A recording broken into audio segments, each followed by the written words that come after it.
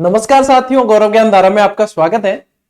इतने दिन से जो सस्पेंस बना हुआ था राजस्थान में, सभी इंतजार कर रहे थे, चाहे कोई भी हो, जो मतदाता है, देखो जो यहाँ के नागरिक है वो सभी इंतजार करते हैं कि सीएम चेहरा कौन है, सीएम कौन बन रहा है। कई तरह की अटकलें लगा रहे थे लोग, तरह तरह के वीडियो आ रहे थे यूट्यूब पे, किसी न्यूज चैनल के, किसी व्यक्ति के, सभी अलग अलग अटकलें लगा रहे थे। भाई अपने पास भी यूट्यूब चैनल था, लेकिन मैं ऐसी कट ऑफ नहीं बताता जिसका जो अपना क्षेत्र ही नहीं है, वो कट ऑफ अपन बताते नहीं है। इस मामले में, राजनीति के मामले में अपने कोई आइडिया नहीं रहता। हाँ, पढ़ाई से रिलेटेड कि सीएम कैसे बनते हैं, क्या जरूरी होता है, कैसे क्या है, विधानसभा की कार्य प्रणाली, लोकसभा, ये सारी जो है अपने को ये ध्यान रहती है। लेकिन राजनीति में अपने जो है इन मामलों से थोड़ी सी अपन मतलब पढ़ाई की तरफ ज्यादा रुझान रहता है। अब जो अपने स्पष्ट हो चुका है कि माननीय भजन लाल जी जो है वो राजस्थान के मुख्यमंत्री होंगे और उप मुख्यमंत्री के चेहरे भी तय हो चुके हैं। जो दिया कुमारी जी वो है उप मुख्यमंत्री रहेंगे और प्रेमचंद जी बैरवा ये भी उप मुख्यमंत्री रहेंगे।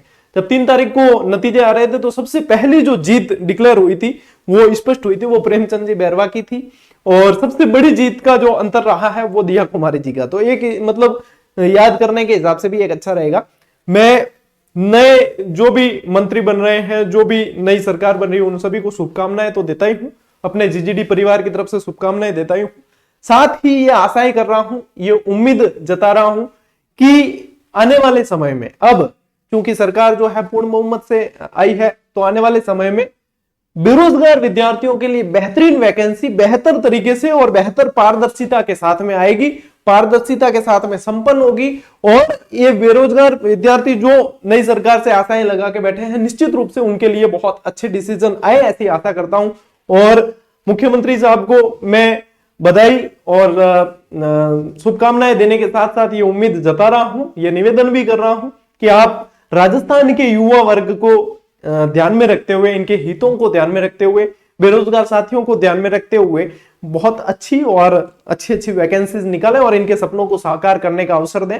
मेहनत तो ये युवा करेंगे, ये युवा अपनी मेहनत में कोई कसर नहीं छोड़ेंगे। बस भर्तियां जो है पारदर्शिता के साथ में इनकी मेहनत के अनुरूप पूरी और आए, समय पे आए, समय पे पूरी हो, प्रक्रिया जो है अच्छी तरीके से चले, ऐसी उम्मीद जता रहे। आइए नए मुख्यमंत्री जी के बारे में कई चीजें जो है आप लोगों को जाननी चाहिए, उसके ऊपर चर्चा करते हैं।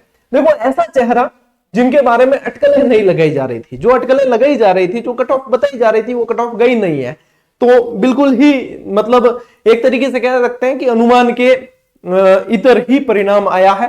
तो भजन लाल जी जो है अब राजस्थान के नए सीएम का चेहरा होंगे। तो साधुवाद तो इनको बधाई तो हम दे ही चुके हैं, लेकिन थोड़ा सी जानकारी इनके बारे में जानते हैं।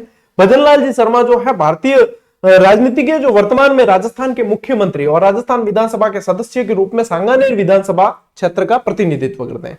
यानी कि आप जो है सांगानेर से विधायक हैं, ठीक है, सांगानेर से विधायक के लिए चुने गए हैं। ये 4 बार भारतीय जनता पार्टी के प्रदेश महासचिव भी रहे हैं। 2023 के राजस्थान विधानसभा चुनाव के बाद इन्हें सांगानेर विधानसभा क्षेत्र से विधायक के रूप में चुना गया और उन्होंने भारतीय राष्ट्रीय कांग्रेस आईएनसी के उम्मीदवार पुष्पेंद्र भारद्वाज को 48,081 वोटों से पराजित किया। आने वाले समय में कंपटीशन के अंदर ये प्रश्न भी पूछा जा सकता है, तो अपन थोड़ा सा हाथों हाथ ही अध्ययन कर लें कि हाँ ये चीज है। तो लगभग 48,000 वोटों का अंतर रहा है। और अब राजस्थान के जो है नए मुख्यमंत्री रहेंगे वो भजन लाल जी शर्मा साहब रहेंगे। अब देखो, इनके बारे में और जो चीजें अपने को जाननी चाहिए उनके बारे में अपन थोड़ी सी चर्चा कर लेते हैं। और साथ ही साथ अपने बधाई तो दे ही दी है और उम्मीदें जताई है, वो उम्मीदें जल्द अपनी पूरी हो, ऐसी मतलब आशा है। प्रदेश कार्यालय में हुई विधायक दल की बैठक में भाजपा हाईकमान द्वारा तय किए गए नाम का ऐलान किया गया और उस नाम पर सभी ने सहमति जताई। ऐसा बताया जा रहा है, भाई जो खबरें आई हैं वो ये बता रही है कि पूर्व मुख्यमंत्री जो पहले रह चुकी है, पहली महिला मुख्यमंत्री भी रही है राजस्थान की, वसुंधरा राजे सिंधिया, उन्होंने ही इनका नाम जो है सजेस्ट किया था, ऐसा भी कहा जा रहा है। सांगानेर से विधायक भजन लाल शर्मा को विधायक दल का नेता चुना गया है और सूत्रों के मुताबिक नए मुख्यमंत्री का नाम का प्रस्ताव वसुंधरा राजे जी ने रखा था। तो ये थोड़ी सी चीजें जो अपने को समझनी चाहिए, ध्यान रखनी चाहिए, वो अपन देखें। थोड़ा सा जो है पृष्ठभूमि देखें। जब देखो विधायक का फॉर्म भी भरते हैं ना अपन, चुनाव लड़ने के लिए कोई भी व्यक्ति भरता है तो उसकी कई सारी डिटेल होती है वहां। तो इनकी डिटेल में देखें तो 55 वर्षीय आप हैं और शिक्षा पोस्ट ग्रेजुएट है, यानी कि शिक्षा में बहुत अच्छा इन्होंने कर रखा है, मास्टर डिग्री कर रखी है। इसके अलावा देखो वर्तमान में भाजपा के प्रदेश महामंत्री हैं, लगातार 3 प्रदेश अध्यक्षों के साथ वह प्रदेश महामंत्री रहे, मूलतः भरतपुर के रहने वाले और भरतपुर में जिला मोर्चा के अध्यक्ष भी रहे हैं। इन्हें क्यों टिकट मिला कि पिछले कई सालों से संगठन में सक्रिय थे, प्रदेश के साथ केंद्रीय नेतृत्व के भी करीबी थे। और अब वर्तमान में जो है, ये तो जब वो विधायकी के लिए फॉर्म भरा था तब की डिटेल है। वर्तमान में ये जो है अब राजस्थान के नए मुख्यमंत्री के रूप में जाने जाएंगे। देखो, भजनलाल शर्मा जी की पृष्ठभूमि संघ से यानी कि आरएसएस से बिलोंग करते हैं, भरतपुर के मूलतः रहने वाले और फिलहाल प्रदेश महामंत्री के पद पर थे राजस्थान में। ठीक है, दिया कुमारी और प्रेमचंद बैरवा, इनको उप मुख्यमंत्री डिप्टी सीएम का पद जो है यहां पे दिया जाएगा। ये भी आई है खबरें, ये भी निकल के।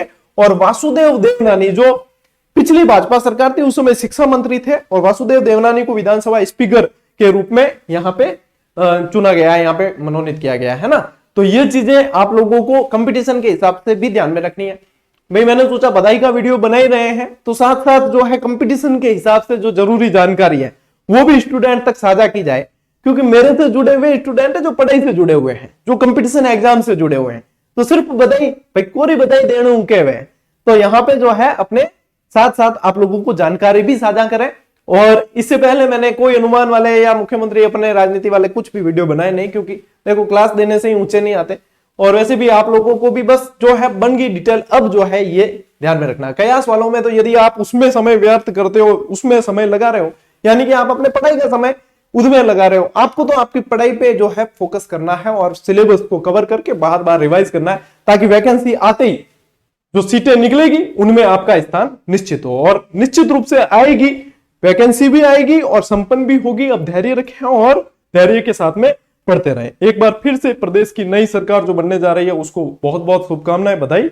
और उम्मीद कर रहे हैं, आशा जता रहे हैं कि नई जो है वैकेंसियां छप्पर फाड़ के आए और मेहनत करने वाले विद्यार्थी अपनी निष्ठा, अपनी लगन, अपनी मेहनत से अपने सपनों को साकार जरूर करें। चलिए साथियों, मिलते हैं अगले वीडियो में, अगली क्लास में। तब तक के लिए राम राम, जय हिंद।